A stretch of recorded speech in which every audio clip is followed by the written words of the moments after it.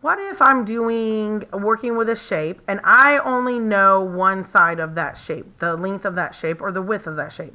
Well, here we're talking about perimeter. So I have a rectangular swimming pool that has a perimeter of 150 meters.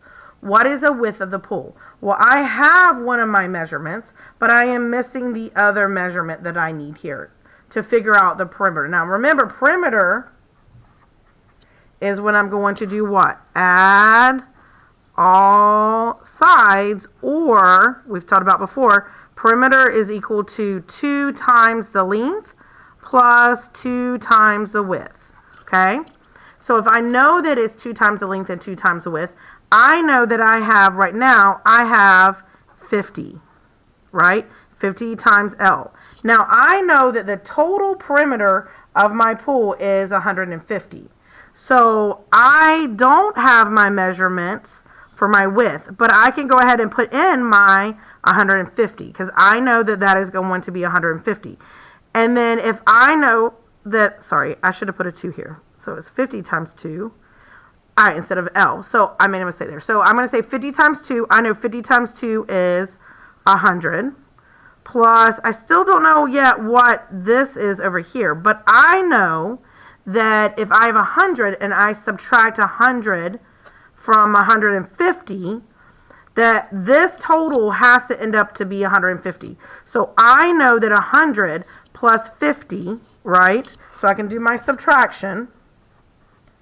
150 minus 100 would give me 50. So I know that the width, over here has to be, that both of these widths are going to add up to 50. Okay, they're going to both add up to 50. That doesn't mean that this is 50 because this and this are not the same. Okay, I'm not putting the same measurement here that I'm going to, because just like we talked about opposite sides, this is 50 and this is 50.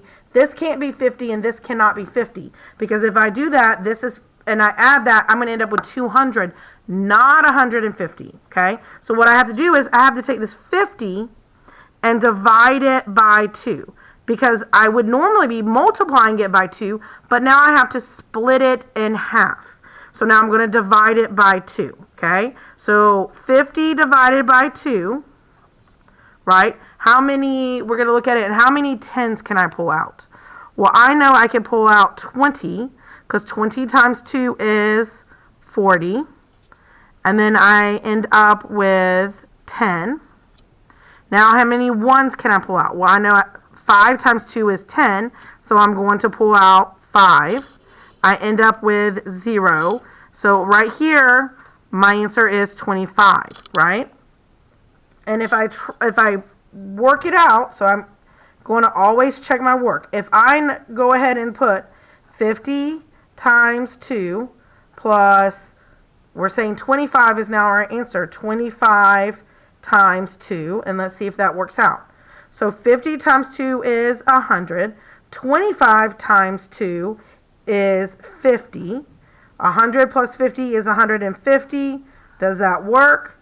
Yes. So always remember, when you're figuring out the side of a shape, like with perimeter, that is missing, when you get to that side, you are going to have to split it in half. You're going to have to break it apart because you have to split it between both sides. So now this is 25 and this is 25. But I want you to see why we did not put 50. We can't put 50 there because we're not doing 50. We're taking 50 is what we have left. After we subtracted our one side, we have 50 left, but we got to take that 50 and break it into 2 pieces because that's how many sides we have, 2 sides.